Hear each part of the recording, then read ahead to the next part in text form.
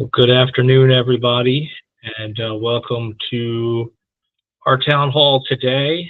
A little different than our same format, but a little different content-wise than our regular notary town halls. We're going to talk about the application process today. We usually do this one once a year just to touch up on the new and renewal process for notaries. If you're on here, you may have may already be a notary, or you may have been a notary previously. And so we're going to talk about that process to apply and to renew, and what that entails, in hopes that you get a better idea of what you're looking at the next time you need to send us an application, whatever that may be. Today's town hall is presented for informational purposes only. It is not intended to be legal advice. I'm not an attorney. I don't think you want me for your attorney. I'm not an attorney, so don't take what I'm saying as legal advice. It's for informational purposes only. And we're going to handle this like in the same format as our regular town halls. We're going to present. There's chat box if you have questions about this information, that you could drop it in the chat. Our notary officers will answer that. If you drop a question in the chat, that's great. Please refrain from answering other people's questions, though. We have some well-intentioned folks that sometimes try to answer for somebody else and give the wrong answer. So leave that to our notary officers. Drop a question in there. Let our notary officers answer. If we notice a trend or a theme on some questions asked, one of our notary officers will read that off at the end, and we'll talk about it just in general at the end of the presentation. So glad you're joining us today, and thanks for your interest in this topic, and thanks for your service to Maryland as a notary. If you're a notary and on here, thank you. And if you learn anything from this town hall, I hope it's that we want you to succeed. And if you have questions, you reach out to us. You have phone number and email. We answer our phones, we answer our emails, and reach out to us when in doubt. Please do reach out. We want you to succeed and do it right the first time. And so to the extent we can help with that, we definitely do and try to. So please, if nothing else, take that home. And we'll have our contact information up at the end as well, so you can jot it down and note it if you don't already have it. So just in general, sources of legal authority, we have this slide up at the beginning. Maryland Constitution, notary publics mentioned in the state constitution. I don't know if anybody knows that. Annotated Code of Maryland, which is the state law, and the Code of Maryland regulations, which are the regulations drawn from said law. So you want to be a Maryland notary public. How do we qualify? Well, here are the basic qualifications. 18 years old, at least 18. Got to be an adult, legally adult. Good moral character and integrity. Important when you're supposed to be an independent third party who can be trustworthy. Good moral character and integrity, super important when being a notary. Resident of the state of Maryland, or employed in the state of Maryland, or have a practice in the state of Maryland. So you either live, generally speaking, you live or you work here. If you're living in Maryland, you're going to be the resident of a particular senatorial district, and that's the district from which you'll be appointed. And if you reside outside of Maryland, your state has to let people that live in Maryland but work in that state to be served as a notary in that state. So as far as I know, most of, or if not all of our neighbors allow that. So if you live outside of the state, your state has to let Marylanders working in that state become a notary there. Renewing up to 60 days prior to your expiration, or within 30 days after your expiration. So if your renewal window opens 60 days before your commission expires, and it closes 30 days after. So you would renew in that window. And then effective October 1st, 2021, There's still some of you that may not have had to do this yet, but most of you have. October 1st, 2021, a requirement went into place that an initial applicant, so a new notary applicant, or one that's been expired for over 30 days, would have to complete a course of study and pass an examination offered by the Secretary of State. And we'll talk about what that actually means later. We're not the ones doing it. There's some independent entities that are authorized to do that for the state, and you would take it from one of them. Or if you're renewing, you're just completing the course of study. You don't actually have to pass an exam. To get to that page, I'll talk like a little more in detail about it. But super important to pay attention in that course of study. Even if you're not a new applicant, you're just taking the course and not the exam. A lot's changed in notary law in the last 4.5 years. A whole lot has changed. And so if you're a notary and you've been notarizing for a very long time and you go, oh, well, I've been notarizing forever. Pay attention when you take that renewal course, please. It's a lot different than it was 5, 10, 20 years ago in terms of the requirements, and you need to know them. You're responsible to know that. Part of that whole good moral character and integrity thing is learning and knowing your job and your role as a notary public and doing it correctly. Whether that's always identifying signers, knowing what the notarial certificate is and what it means, or keeping the journal records, all the above, those all matter. And those are all part of knowing your role and just having good moral character, integrity, not just in you as a person, but your ability to do the job of a notary public. If anybody's renewed in the last couple of years, you probably recognize this page here. So we're going to talk about preparing to apply and processing time for notary applications. And it is something that you have come here. This is where you're going now. And I'll have the direct link to this page here in a few. But you see all the icons right there. If you're applying as a new notary, you're clicking on the one that says apply for a new notary commission. If you're renewing, you're already a notary, your commission is about to expire, and you're going to renew your notary commission with that nice little picture that says time to renew. If you're just updating your contact information, maybe a change of name or address or phone number, you're going to update your notary info. You need to check the status of a submitted application right there. If you're applying, you're putting in to be a remote notary. You want to submit a remote notary notification form. You're already commissioned as a notary, and you're going to let us know, I'm going to do remote notarizations.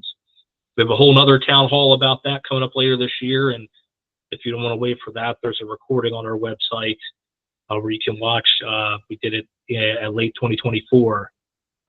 So nothing's really changed on that end to date since we last did it. Check that one out if you're interested in remote notarizations.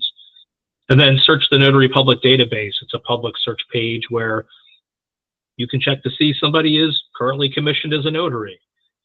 So this is the landing spot now when you're applying or renewing or updating your information or checking a status or trying to become a remote notary. This is where you go. And like I said, I'll have a direct link for you in a sec here. So I mentioned taking the course of study, and if a new applicant passing the exam, you'll need to select a course or exam provider that is best for you. The provider's courses vary in price. Many of them offer an online option. Some offer in-person courses. It's up to you to decide which one to take. Any providers on this list will satisfy the requirement. Browse each provider's info, make your own decision.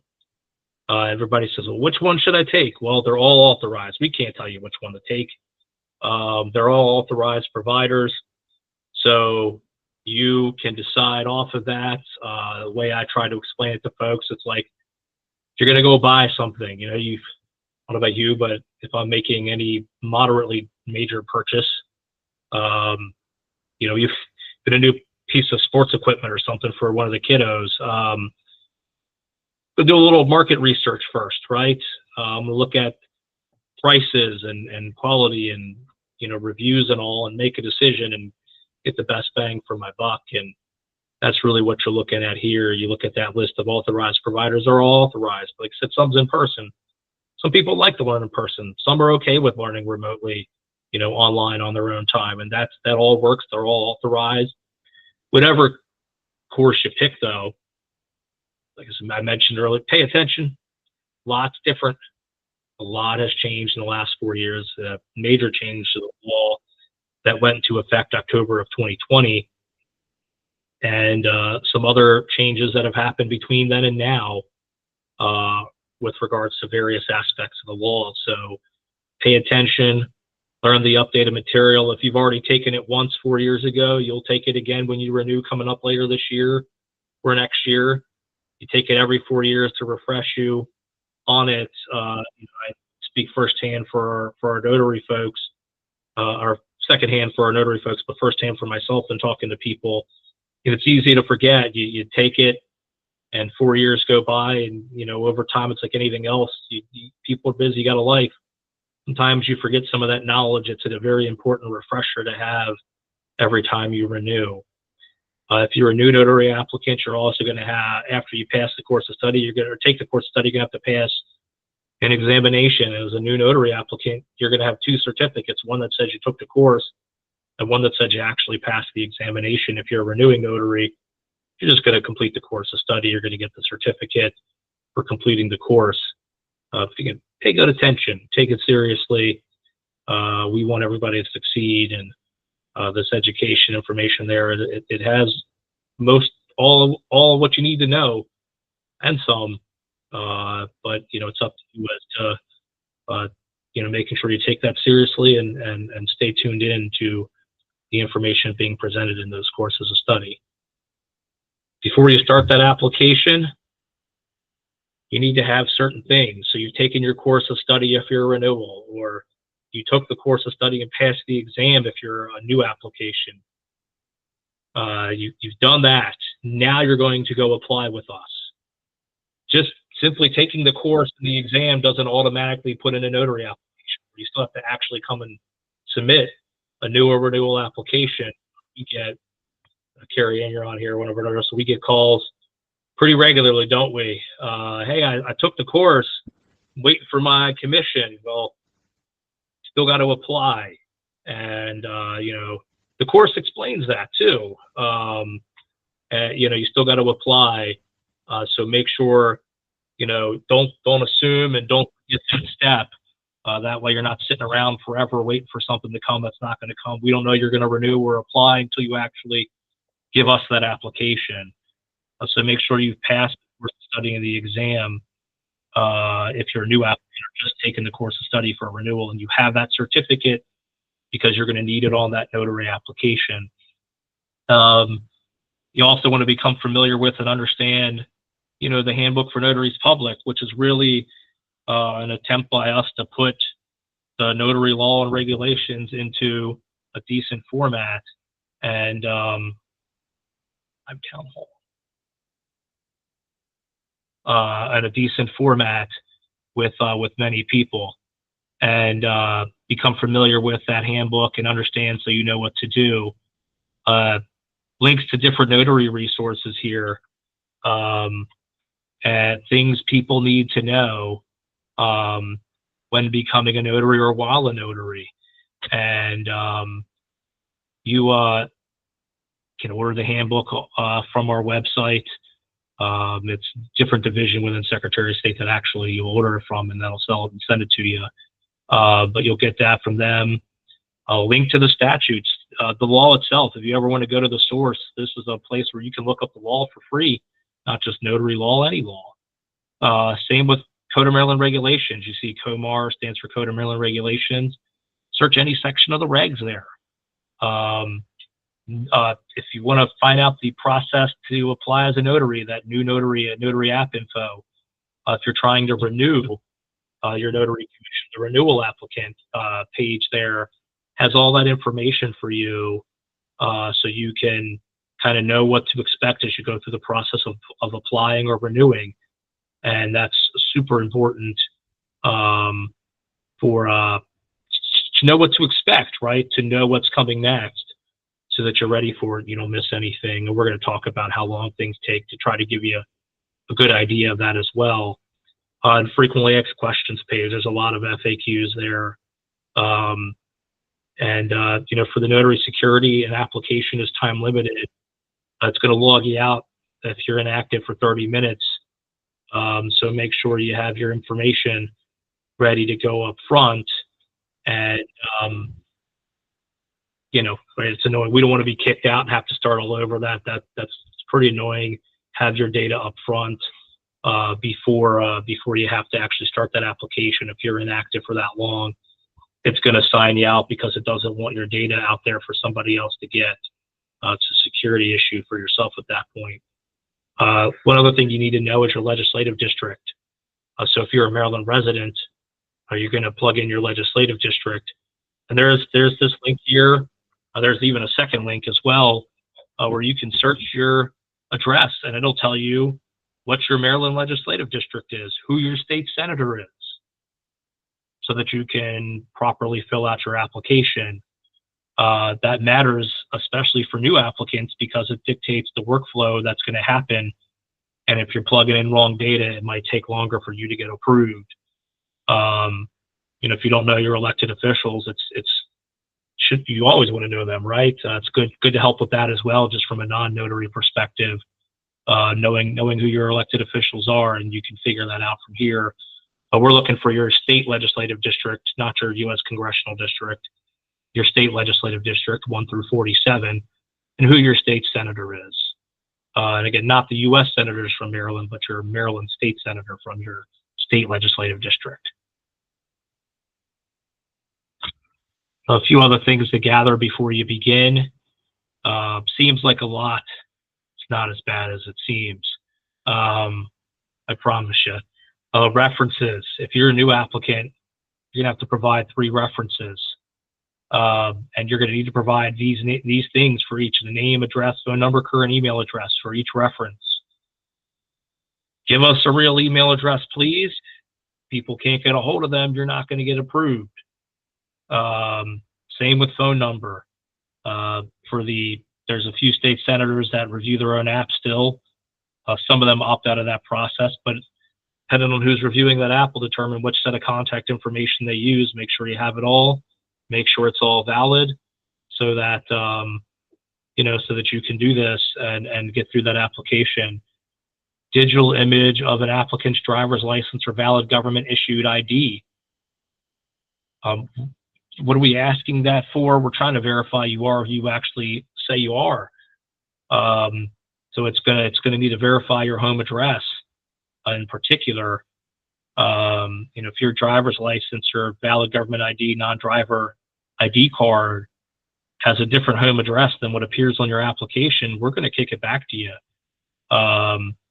So if that's the case, you should have, if you're a Maryland resident, you have a MVA, a Motor Vehicle Administration change of address card that you would want to attach with your ID, so that we can show, or so that you can show us verify your current home address that's on your application. If you don't have that change of address card and your ID has a different address, we're not going to be able to move forward until that's resolved.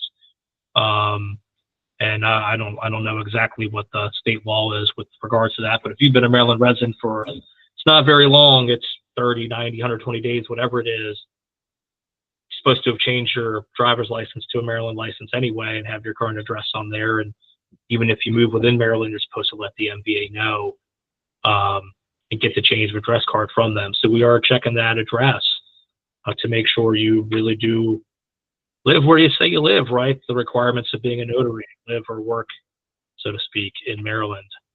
MVA change of address card, mentioned that. Application fee, $25 payable by credit card. And mentioned on the last page, a certificate for completing the course and for passing the exam. You're going to have to upload, if you're a new notary applicant, your ID, the course certificate, and the exam certificate. If you're renewing, it's your ID and the course certificate. So be ready to have this information before you start your application. We don't want you to start it and have it disappear on you either. Nobody likes that. We definitely don't like that. We've been there. It's not fun. So trying to give you the heads up on what to have. So you've submitted that application. You've completed it successfully. You paid your application fee. You had all your stuff that you needed to attached. Right there is that direct link I mentioned a little earlier. That takes you right to the application landing page, mdsos2.my.site.com/s. That's where you're going to go directly to apply or renew. That's slightly different location than the main notary page of our website. But that's the application landing page for news and renewals, but also for remote notary notification forms and change of address or change of name stuff. So once we get your application, we're going to begin reviewing it. And we're going to be doing certain things with that application. First, we're going to run a background check to see if you've ever been convicted of a crime. Look to see if there's civil judgments out there against you in your name. Have you ever had a commission revoked, a notary commission revoked, whether it's in Maryland or in another state? If the answer to convicted of a crime is yes, the best thing you can do is answer yes, disclose it, and just explain what it is.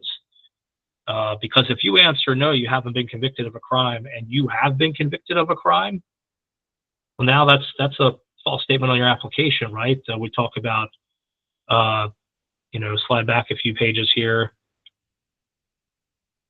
moral character and integrity. The fact that you've been convicted of a crime doesn't necessarily mean you can't become a notary. But if you lie about it on that application, pretty good indicator of what we need to do on that application, right? So if the answer is yes, just answer yes. Disclose it and explain. Get a lot better chance of getting approved if you disclose it and explain than if you try to hide it from us and we catch it. Have you ever had a civil judgment against you? Maybe somebody sued you over something, private dispute or something like that. If you've been on the losing end of that, that's what you would be checking yes to.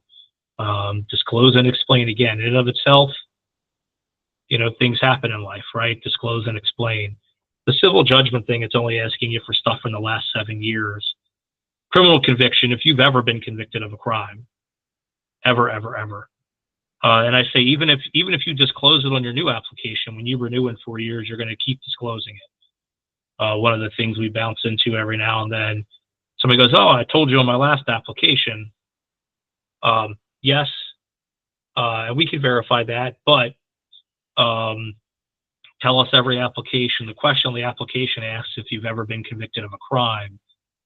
So if the answer is yes, it's always yes, right? So just disclose and explain each time if that's the case. And same with ever been had a notary commission revoked. Every now and then we get one where the answer should be yes and they say no. And well, again, if we're the ones that revoked your commission, you can find that out pretty quickly. So the other aspect, if you're a new applicant, check and references are reviewed by state senator. So used to be that every state senator had to review new applications from the legislative district. A little over a decade ago, something passed that allowed them to opt out of that process and delegate that authority to us at the Secretary of State. So most state senators have delegated that authority to us. Some state senators still process their own applications. If they've delegated the authority to us, they've opted out of that process. The Secretary of State, us, are going to review that application. We're going to contact your references and try to get a good reference based on the information you provided. If the state senator participates in the process, that state senator's office is going to conduct their own review and make a determination about your notary application. Determination is going to be made based on all that information on the application and what else has been found. If approved, we're going to issue a commission to the clerk of the circuit court, and you'll be notified of that by an email that tells you your application's been approved, and go to the clerk of the court and get sworn in. And we'll talk about that a little bit more slightly later on. And if denied, we're going to notify you of the denial, and that denial will come through email as well and let you know what it is that you were denied for. So, things to think about in here. Make sure, again, good reference contact info, right? If we don't have good reference contact info, that might slow things down. If we don't hear back from a reference within 30 days, we're going to deny the application because it's been sitting around too long. So if it's an incomplete application for 30 days, it's just going to get denied, whether that's incomplete because something was not disclosed and we reached out to you for it and we never got an answer, or because a reference, if it's a new application, a reference never responded. Those are reasons that really slow down an application processing time or lead to denial altogether that are very preventable things. Make sure your references know they're going to be a reference. They probably shouldn't be surprised by our email. They want to know it's coming so they know it's not junk, that they can answer it, right? So make sure your references know. I've once been, not for a notary application, but I once was surprised to be a reference. Hope I hid that surprise well, but I don't think I did. So let them know so they know something's coming. And in terms of, timeline, right? Talked about slowing things down, unnecessary delays or denials of applications. In terms of a processing timeline, new application, if the senators opted out of the review of notary applications, the Secretary of State reviews it, 2 to 5 business days for a new application. Oftentimes on the lower end of that 2 to 5 business days. The only time it's really taken longer is if a reference doesn't respond to your new application. And it's if the senator reviews it, it's really on the senator's own time. Now what I can say is the senators that still review these notary applications, they actually, they're the ones that want to review them. So they're not sitting on them for long periods of time. They're pretty good about turning them around in a very timely manner as well. So, but it's entirely up to that state senator's office as to how quick it's going to turn around. So 2 to 5 days for most new applications, not usually longer. The only reason it's ever longer is references don't respond or that application's not complete. And we had to contact you through the system to say, hey, we're missing X, Y, and Z, or you didn't attach the right file, or your address doesn't match, or hey, you have to take the course of study as a renewal, right? So, attach the right thing in the right space. So make sure it's complete, make sure the right things are attached. Won't take very long from there. Renewal applications, 1 to 3 business days for the most part. Not very long usually. And, within that range, most of the time, very rarely is it ever longer than that. Again, it's the complete application. If it's a complete renewal application, not going to take very long. You don't have a reference check or a move to a state senator's office for review if it's a renewal. It's just, is the application complete? Is it accurate?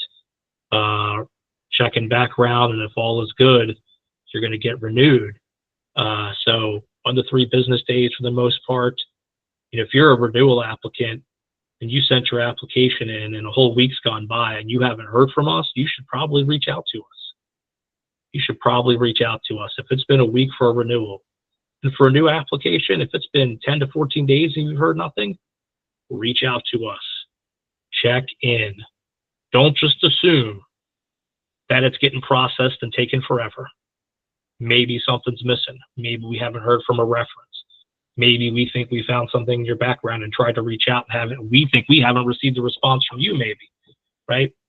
Reach out to us and be proactive. Don't just assume it's in and done and you'll hear from me whenever. You'll hear from us whenever. We get folks every now and then, they've dropped an application and they'll check in a year later going, hey, whatever happened to that? Well, we approved you 11.5 months ago, so you got to reapply. We'll talk about that in a second as well, about 30 days to get sworn in. But check the status of your application right there. But when in doubt, or if you're not seeing an update there or you're not sure, reach out to us. Send us an email, give us a quick call, check the status of your application. That way, if something is wrong, you can find out what. and fix it if it needs to be fixed. Or maybe you find out that we did approve you and maybe the email went to your spam folder instead of your inbox, right? That happens sometimes. You may not have noticed that. Some of us are better than others at checking our spam folder. I know I say that a lot here. Check your spam folder. You know what I'm bad at checking at home? My spam folder. I get it. So if you're not seeing anything, check in. Make sure you check in. So your notary application was approved. What happens next? Well, whether you're a new one or a renewal one, your new or renewal application's approved, you're going to get notified by us of that approval via email to the email address that you provided on the application, your personal email address that you provided. Please be looking in your inbox for it. If you sent us an application, you haven't seen anything in a week, check your spam folder. Remember, I know it's not instinctual for all of us. I just told them myself at the end of the last slide, right? But check, make sure you got it. That email that we send you is going to contain instructions on how to appear before the clerk of the circuit court to be sworn in and receive your notary commission. If you're a Maryland resident, you're going to be sent to the clerk of the circuit court in the county in which you reside. So say I live in Annapolis, that's Anne Arundel County. If I lived in Annapolis, I'd go to the Anne Arundel County clerk of the circuit court to get my notary commission. If you live out of state, but you work in the state, we're going to send it to the clerk of the circuit court in the county that makes the most sense. Likely the county in which you work, most likely. So a notary must take the oath of office each time a commission is issued, each and every time. Every time. Emphasizing that. You see it's in bold and even in and all caps to start. Every time. You must appear before the clerk of the court and get sworn in to receive that commission within 30 days of the date of its issuance. The issue date of your commission is the same date that we send you the approval email. If you're approved today, you get 30 days to go to the clerk of the court and get sworn in. 30 days. If you don't get sworn in within the 30 days, that commission gets revoked. You have to reapply. Life happens. It gets busy. If there's an issue, if you're out of state or out of the country, somebody, especially somebody military service, you deployed, you may not be able to come get it in time. Reach out, let us know. Let us know. Right? Help us prevent that. Carrie, did you raise your hand on purpose? I did. Go ahead, chime in. I would like to let you know, once you get that approval email, there's no longer waiting.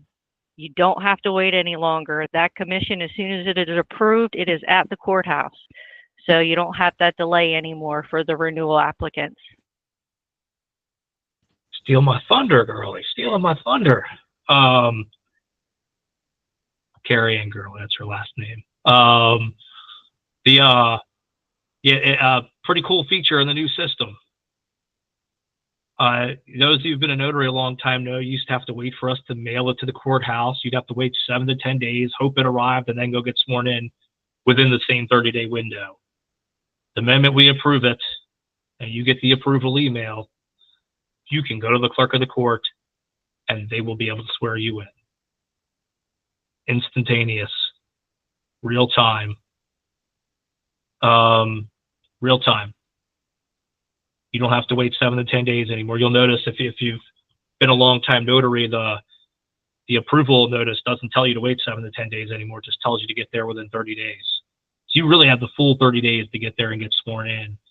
It is immediate. I know I've talked to somebody that was approved at, I don't remember what time of the day it was. Let's just say, 12:30 p.m. and they were at the clerk of the court at 2:30 p.m. to get sworn in. It happens like that now. So once you get that approval email, you no longer have to wait. Like Carrie Ann said, it's quick. and it's there, and it's pretty awesome. Not having to sit around and wait. The longer you sit around and wait, the more likely it is something happens in life that distracts you and you forget it. Now you don't have to worry about waiting and forgetting. You just go within the 30 days. So again, go to the clerk of the court in the county where you reside, or if you reside in Baltimore City, you go to the Baltimore City clerk of the circuit court instead of Baltimore County. When you go to the clerk of the circuit court, you're going to take the oath of office. You're an officer of the state as a notary public. I don't know if you know that, but you are an officer of the state of Maryland. You have to take an oath of office. So you're going to get sworn in by taking that oath of office in the clerk of the circuit court where you are commissioned. There is a fee you pay the clerk of the court to get sworn in and get your commission issued, and it's $11 to the clerk of the court. That's not something you pay to us. That's separate than the application fee you pay to us. But again, really just driving home the point, get sworn in within 30 days. I think you can tell by the way we emphasize this on multiple slides that this is an issue. We don't want it to be an issue. It's not fun when it's an issue. We get no joy out of that issue either. It's not fun. Don't forget, get within 30 days, get down there, get sworn in. If you don't appear within the 30 days, that commission gets revoked and you must reapply. That's not fun either. Nobody wants to pay twice. Don't let that happen. Help us help you. Don't let that happen. So you're going to get your notary commission after you appear and take the oath of office. Nowadays, that commission is going to get provided to you via email in real time. The notary system will automatically email your commission to you once that clerk of the court has noted in the system that you've appeared before them and taken the oath of office. So if you were to go down there now and get sworn in, the moment the clerk of the circuit court plugs in that commission date, that qualification date that you showed up and qualified by taking the oath, the notary system emails you your commission. Now you have an electronic copy of your commission. You can print it if you want. Keep an electronic copy. Should you ever lose anything you print, you can reproduce your electronic copy. If you don't receive that commission via email after you get sworn in, please reach out to us and let us know. Maybe there's something wrong in the system. Maybe there's a 1 digit off in your email address or something like that. Maybe there's something weird coding in the system that needs to be tweaked. If you don't get that email after you get sworn in, reach out to us, let us know so we can try to solve that problem. If that qualification date's not in the system, we don't know you're a notary. And you know that qualification date's plugged into the system now because the system sends you an email with your commission as soon as it's entered.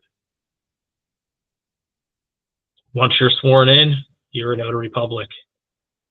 So make sure you get that email with your commission. That's how you know the qualifications date is in, and that's how you know that us and the clerk of the court know you're a notary. Our website, where people do the notary search, showed you the icon for the notary search towards the beginning of the town hall. Once that qualification date is in, you show up as an active notary on the website as well in real time. In real time, so those who've been a notary a long time, there used to be a pretty good lag. Could be a month or 2 months or 3 months before we knew you were even sworn in. Then we'd have to manually plug in that data. Then you'd appear online. Now it's all in real time. The moment that qualification date's in, the moment your next active commission that you just took the oath for shows up online, and people can verify you. The part that is not any fun at all. Can I have my commission revoked or suspended? Yeah, you can. You definitely can.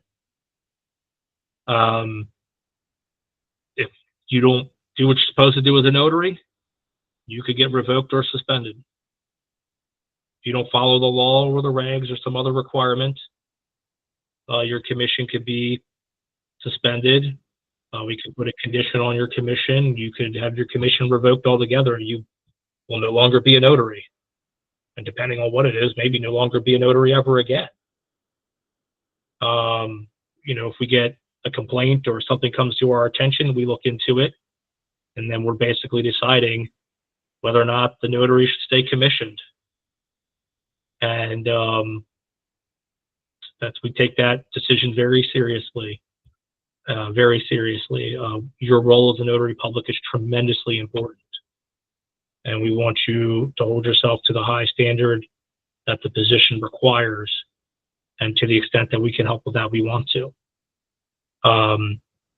So that's a possibility. If we were to revoke your commission or suspend it or something, you could contest that removal and request a hearing. It's an informal process. Hopefully you never need it. But it's not a contested case hearing. It's not court or anything like that. It's just an informal time for you to make an appeal to us to not revoke you or suspend you if that's what you want to do. And I mentioned already, commissions can also get revoked if you fail to get sworn in within 30 days. If your commission's revoked because you fail to get sworn in within 30 days, that's not something you can appeal. That just is. Revocation for wrongdoing is what you would appeal. If you don't get sworn in within 30 days, it's just automatic. It's revoked according to the law. A few other things to know about. So when becoming a notary, certain information about a notary is public information, and some of that public information is displayed right on the Secretary of State's website. Name, county of commission, expiration date, business phone number, and some verification of the status of whether or not you're authorized to perform remote notarial acts is all the data that's going to show up when somebody searches you by name in our search online on our website. So that shows up every time somebody searches you. We're not putting your home address out there. We're not putting your home phone number out there. In fact, if you have a valid and current business address and business phone number, that is the contact information that is public information. Your home address and home phone number are only public information if you do not provide a business work address and if you don't provide a business phone number. So as long as you keep your business address and business phone number current in our system, that is what is public information. It's only if you don't provide a valid business address or business phone number that the home address or home phone number would become public information. Or if you don't maintain a valid one. Maybe it was valid when you renewed or applied, but if people change jobs, if you change it and forget to tell us that you got a new business address and business phone number, and that old address you gave us and that old business phone number you gave us is no longer valid information, then your home address or home phone, or home phone, I should say, will become public info. Public information, notaries public, going down the whole list right here. This is what's public information: name, business address, if no business address, home address, business phone, if none, home phone, notary's business email, if no business email, personal email, notary's issue and expiration dates of your commission or commissions, date you took the oath of office, and your signature. When you get sworn in at the clerk of the circuit court, you sign their book. That signature is public information. So, because you're applying online with us, so you're not actually hand signing your application with us anymore. It's an online application. So your signature when you sign the book at the clerk of the court to get sworn in, that's a public piece of public information. So this is the stuff that's out there that's available upon request. Again, not all of this is posted on the website. Some of this is posted on the website. The other stuff somebody would have to request from us should they want this public information. So be aware of that. And if you have a business address and business phone number, once somebody contacted your home address or home phone, make sure you keep that up with us as it changes over time. Just reviewing a few things before Carrie Ann and I talk about some questions that come up in the chat. 18 years or older, in short, reside or work in Maryland, right? Be a resident of the state or have a place of employment or practice in the state. You're an officer of the state as a notary public. You take the oath of office. Commission could be revoked or suspended. for failing to follow laws and regs, or just for failure to get sworn in within 30 days of the issuance of your commission.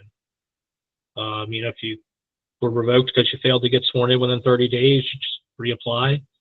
Not the end of the world, but why would you want to apply twice if you don't have to, right? So we don't have any fun with that either. We really don't. And people think we get very excited about that, but we have no joy in those situations. It's not fun telling a person you got to reapply for that reason, but it's the law. So we expect you guys to follow the law. We also need to follow the law, and you should expect no less from us either.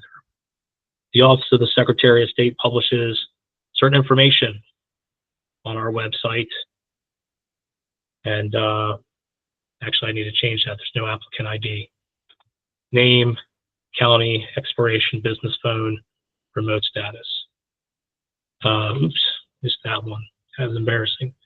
Gathered required documents before you actually apply. Don't wait till you're halfway done the application and go, oh, no, I need to get this. We went over that information. It's on the website, too. When you click to submit a new notary application, that page has some stuff about things you want to do, things you want to have before you apply. Give an extra read over to make sure you have that before you start the application. Complete that course of study if you're a renewal applicant. Complete the course and the exam if you're a new applicant before you apply. We send a lot of applications back for people that never took the course of study when they were new, or did not take the course or pass the exam when they're new applicants. They attach something in the spot for the course of study certificate and the exam certificate, but it's not the certificate. Make sure you have it before you apply. Don't unnecessarily hold yourself up.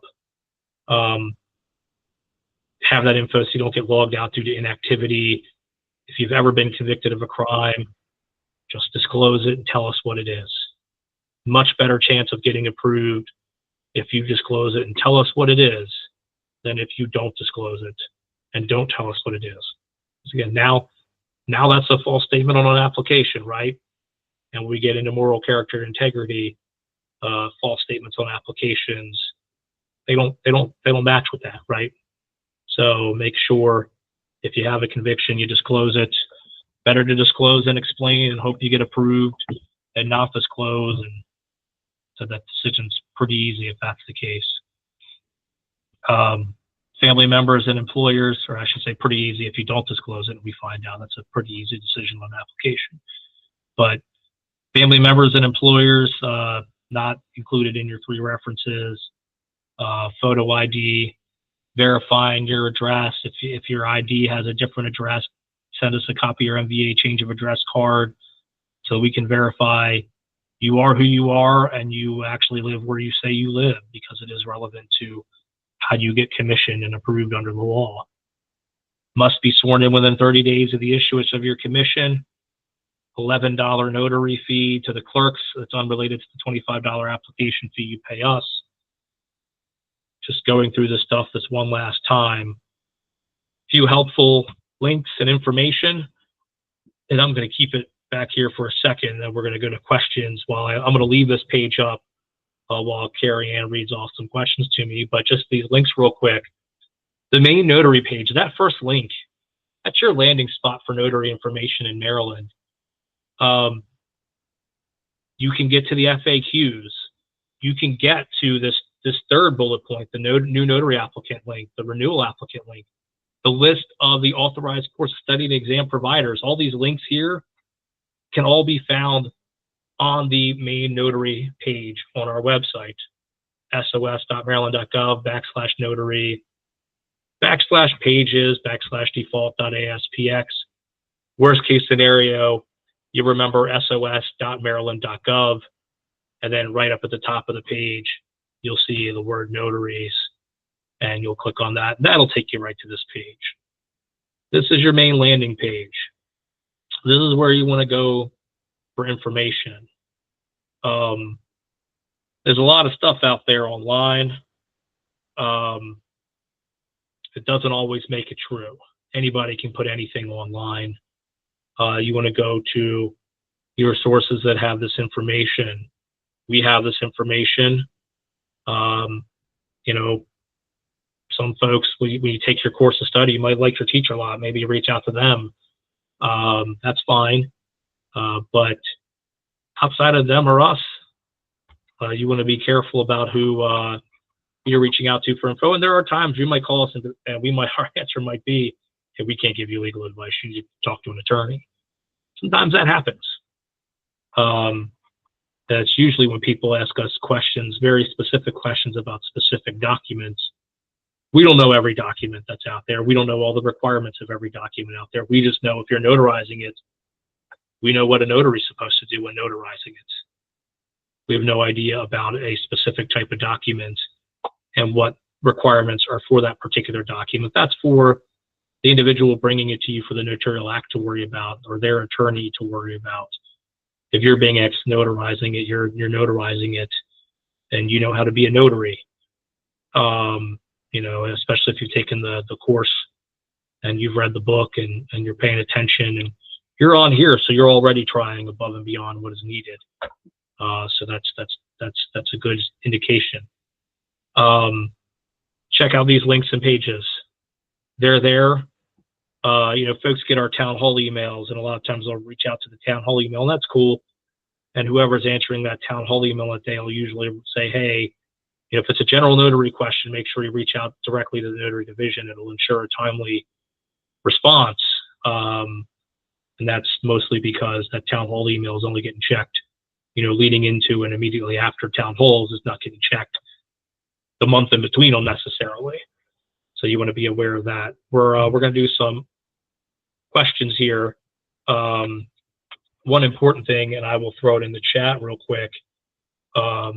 Notary division email address, dlnotary_sos@maryland.gov, dlnotary_sos@maryland.gov. 419-745-5520. I hit one by accident. Main notary line, 410-974-5520. That's the direct dial into the notary division. The 5521 is the main number to the Secretary of State's office. You can call that too and get transferred to the notary division. But if you just want to skip that step and ring right into the notary division, 5520 is the number. So I'm going to leave these up. Carrie Ann, you've been keeping an eye on and diligently entering responses into the chat box. Anything you want to bring up here on for questions before we end our recording? Just a few. I want to upfront just apologize. There were a couple that I said, please send an email to DL Notary, only because they would have taken up a whole lot of my time to give some of those answers. Yeah. Because there's a lot of different scenarios that can go with the answer sometimes. So yeah. I did send that out there. But I did have a couple of really good questions. Good. So I have Joe White from Baltimore City. He says, notary expired during the pandemic, and us seniors still need to be cautious, but after 40 plus years of service, what is the bar set to for renewing and starting new applications? Well, you would get treated like any other new applicant. You don't have to jump through any crazy hoops any more than anybody else has to follow the basic process. If you expired in the COVID years, that commission's expire now. And it's more than 30 days. So you would just be treated like a new notary applicant. You know, a lot of folks, when they hear that, go, oh my God, I got to reapply to treat it as new. You know, it's not that much different than renewing these days, really. You know, it used to be if you were a notary for a long time, you knew to get that first notary application, you might have waited 2 days, 2 weeks, or 2 months. It's not how it goes anymore. You know, we were talking earlier in the town hall about just checking the inbox in a week, usually at most, sometimes a day or two for a new applicant, depending on the workload and who's here to process that work, and if applications are complete, or missing information, that slows us down sometimes, and we got to send a bunch back. But 2 to 5 days, your new application's been reviewed and a determination's been made. It's not something you have to sit around and wait forever on. And even renewal applicants have to take the course of study. Now that's the new requirement as of October of 2021. So whether you're new or renewal, you're still doing that. The only difference there is you take the exam and pass the exam after you do the course, whereas if you're renewal, you just do the course and move forward. It's not, there's no hurdles to jump through that any other notary, new or renewing, doesn't already deal with and go through in the process. There's no penalty for having let it expired. There's no special conditions you need to become unexpired. You just submit a new application and go through that approval process and get approved, and you'll be a notary again. And, I mentioned earlier too, and not that this was the question, but for folks that used to be a notary or been a notary a long time, a lot of stuff's changed in the law in the last 4 years. So if you expired back then and you haven't renewed, you haven't taken that course, pay extra close attention. We'll have some town halls coming up later this year about notary journal requirements and your notary seal, notary stamping device requirements, and notarial certificates and types of notarial acts with a lot of information that, is, some of it's not new, but some of it is new in the last 4 years, 4.5 years. So there's a lot of stuff that's happened. It's different now. Same basic tenets of being a notary, but the process is slightly different to become a notary, and the process is slightly different when you're notarizing, depending on what it is you're being asked to do. So you definitely want to keep an eye out for that when you take the course of study. But the short answer to your question, nothing special. Just reapply, and you don't have to jump through any hoops. There's no penalties, nothing like that. You just file a new notary application, get approved again, and you become a notary again. Good question. I'd also like to let you guys know that when your commission expires and you have that 30 days, we get a lot of calls for, can you just make it so I can apply as a renewal? Well, it's based off your date. The system will not allow it to go in. Mm-hmm. So that's why you're required to submit it as new. You have to go in that way because the system will not allow you to go out as a renewal. Yeah, the system saves us from ourselves, for better or worse sometimes for you. What else we got? Oh, and one other point to make on that too, if you were to give this, sorry for me to, if your commission expires and you if you renewed 29 days, let's say for instance, after your expiration date, you can't notarize during that window. So once you hit your expiration date, you can't notarize until you get sworn in again on that next commission. Even if you're still in the renewal window, you can't notarize during that window where you're past your expiration but still renewing. You hit that expiration, you're done notarizing until you get sworn in again. I figure I should probably specify that. Yeah. Go ahead, Carrie Ann, sorry. All right, so Angeline wants to know, is the course available online? I did respond to her, but I'm sure a lot of people would like to know. Yeah. Course of study, there's a list of authorized providers. Some are online courses, some are in person.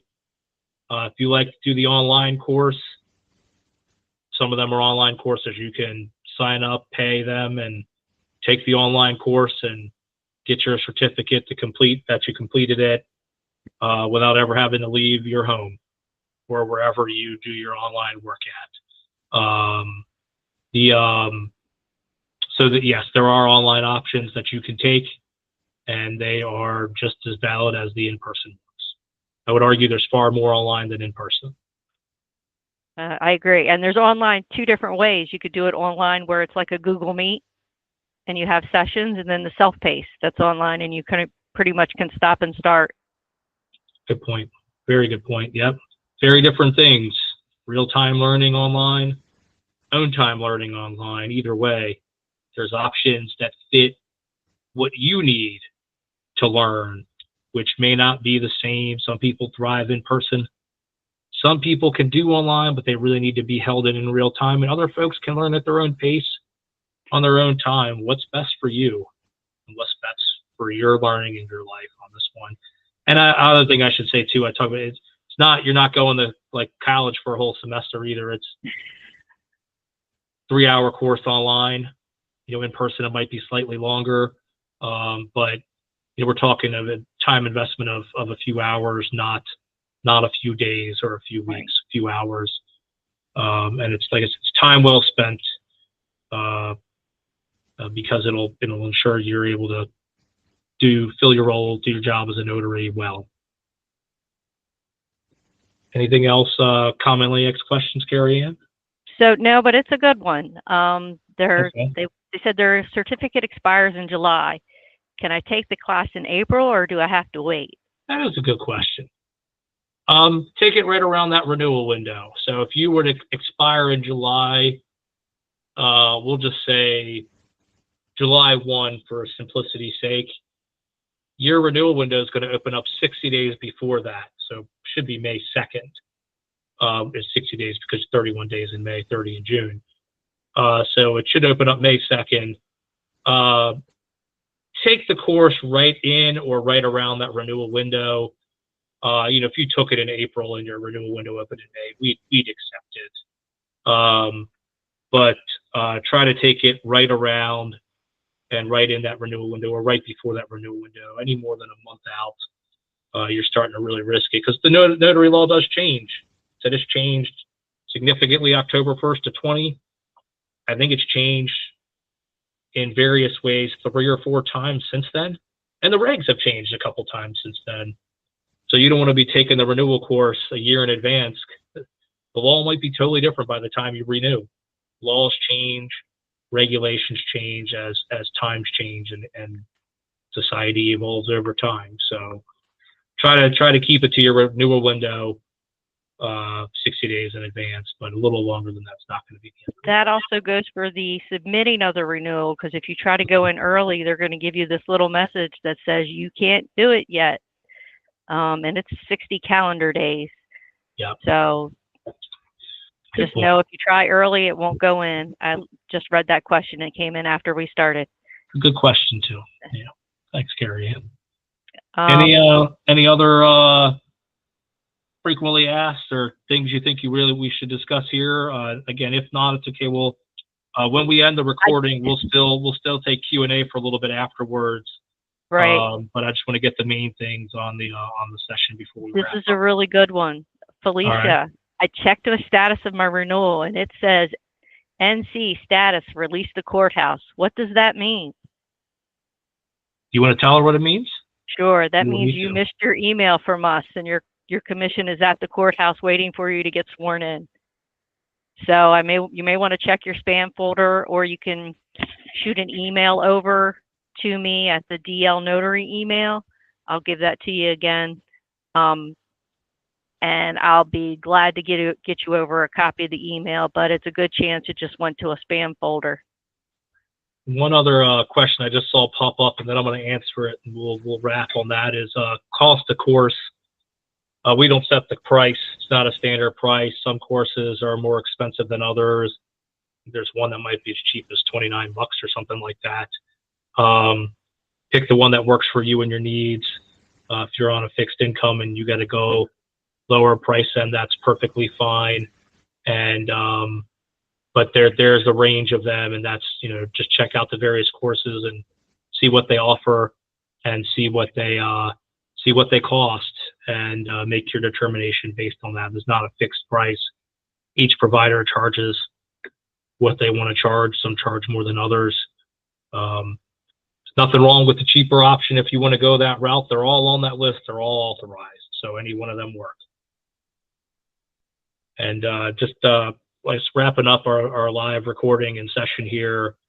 Thanks for joining us. Thanks for your service as a notary public. Thanks for your interest in doing this. And just remember, informational purposes only, not intended to be legal advice. Reach out to us, dlnotary_sos@maryland.gov, dlnotary, like division list, dlnotary_sos@maryland.gov. Maryland is spelled out. 410-974-5520, 410-974-5520 to the main notary line. If you don't get an answer, leave a message. We call you back. Usually within a day, if not the same day, within a day, we're going to call you back and try to answer your question as best as we can. Reach out when you need it.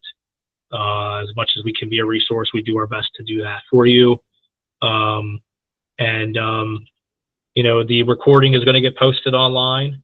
Like I said that up front, but the recording will be posted on usually within a week of today, within a week of the town hall recording, it gets posted. So if you ever have a future town hall where you can't make it, don't worry. If you want to watch it, you'll be able to watch that recording later on at any time. Usually within a week, sometimes as little as 2 or 3 days, it's posted.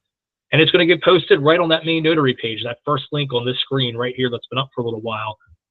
That's the page if you want to go find prior town hall recordings and look at them. I referenced a few of them earlier in this town hall. You want to check them out? That's where you find them. Scroll down a little on that page. You'll see a whole list of town halls for notaries that you can look at and watch. Should you ever miss a future one, no sweat. You can watch that recording later, and it's there, and you have our contact information. Reach out. You don't have to wait for one of these to reach out. If you got a question in between, dlnotary_sos@maryland.gov, 410-974-5520. We're real people. We answer the phone, we answer our emails, and if we miss one phone call, we'll call you back. Everybody deserves that call back. So you know where to find us. Thanks again for joining us today. Thanks for what you do. And we'll hang on. If anybody wants to chat offline here, we'll stay for a little bit and answer any other questions anybody wants to make. So hang tight for me, and we'll start calling on folks. And hit that little hand raise button if you want to ask a question, and we'll go right down that list.